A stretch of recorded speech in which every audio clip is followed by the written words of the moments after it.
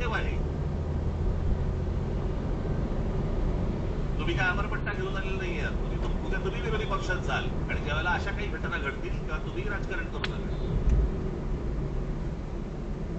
तेव्हाही सांगा लोकांना की नाही नैसर्गिक आहे. झाड पडून काय मुलगा जातो, काय माणूस जातो, एक मुलगा शाळेमधला मुलगा गटारात काय पडतोय, काय नाही म्हणत, नैसर्गिक आहे. नैसर्गिक तुमचं सरकार आहे म्हणून सगळं नैसर्गिक, त्याच्यावर राजकारण करू नका, त्याच्यावर कोणी बोलायचं नाही. दुसऱ्या पक्षाची सरकार असली की हे यांचं राजकारण सुरू करणार, हा पुढचा प्रकार. त्या बेसिक लिंकचं नशीब माणसं नाही मिली.